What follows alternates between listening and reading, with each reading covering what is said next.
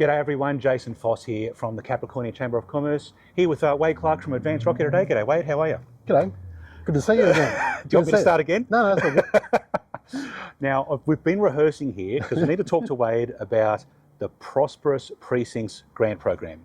That's spot on. Oh boy, it took me a few practice goes to start off Well with done, before I got that right, but we got there eventually. So Wade, what's it about? Yeah, absolutely. So, but what we want to do here is that we want to inject more vibrancy into the CBD. So what we've got through council is an endorsement for a grant program. It'll cover two main streams, one of which is around modernising infrastructure. So think about shop fronts and lighting and shade and things like that on the outside. It can also be for disability access inside. And then we've also got an activation stream as well. So that's all about events and murals and arts and things like that. So shop owners, business owners within the CBD, the confines of the CBD here in Rockhampton, can apply for up to a grant for up to $5,000, but it's got to be a co-contribution. All right, Wade, so we talked about it applying to the Rocky CBD. Like, how far does that go? So we're on corner of Key and Denham Streets here now. How far does it go? Well, I suppose the great thing about technology, we can place it in here right now, so you can see the actual map of the CBD and how far it actually goes. Isn't that spontaneous? Completely unplanned and everything. All right, so it's interesting you talk about the like the public artworks and those sorts of things. Can you tell me any more about what you think some appropriate uses of that might be? Or Absolutely, is that I suppose you would have seen around the CBD, we've got all of these beef murals that have been popping up, and people have been taking photos of those and selfies of those. So it can be that, but also I suppose anything that's around the CBD itself, and you go, well, part of the heritage, or it could actually be a part of the business offering there too. So we have got an eligibility criteria, so all these things will be assessed as they come through. But we're really open to almost anything.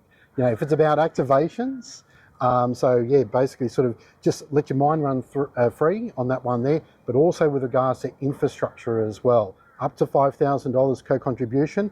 So you might find some projects might be $1,000. So you can apply for up to 500 there, 50% co-contribution. Or you might find that some of these larger projects, it might be $30,000 in total. So applicants can apply for up to $5,000, and so that's the cap. To balance themselves. That's Yeah, right. yeah. It's definitely a good head start. Look, if you've got something smaller in mind, then it could be perfect. And if it's something bigger, then you've got a fair kick along the path, to get it done. Absolutely. Yeah, yeah.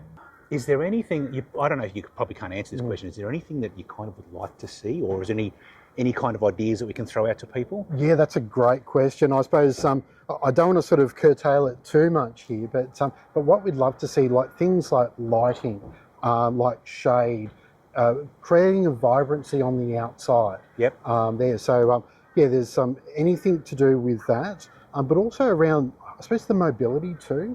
Is that sort of like the accessibility side of things of people getting into shop fronts is quite important. So there's plenty of older buildings and older shops around that probably aren't really that compliant anymore, are they? Yeah, exactly right. Like if I suppose the shop we're right next to now is the old bank building. There's a stair there, yeah. And also if you think about some of our older buildings, they were built in the 1880s, the early 1900s, where that element of accessibility just wasn't there. So, but yeah, definitely like to see things like that. And really, I suppose, things that are outside of the box as well. This is the trick, got to use your imagination a little bit here. When do the applications close? Applications will close in February next year, but it's open right now. Is that so you can lodge your application tomorrow, or the next day, or the next day. We do encourage people to get in quickly, because we've only got $80,000 to spend within the budget itself. So it's first in, best dressed, as long as they meet the criteria. Right, so although it closes in February, the grants might be awarded well before then when an application comes in and gets approved. Absolutely, Jason. Yeah, absolutely. Okay, good stuff. All right, so where do people go to find out more? Yeah, come to the Advanced Rockhampton website, advancedrockhampton.com.au, or give us a call on the phone. As well, you can go through customer service centre there, or alternatively, you can come and see us here at Customs House on Quay Street. Perfect. I only found out today that Advanced Rock can move to Customs House, mind you. Also, depending on where you watch this, there'll be a link above or below this video as well to get to the page on Advanced Rocky's website. Good on you, Wade. Thanks for that. Thank you so much. I really appreciate it. Thanks for watching. We'll see you guys in the next one.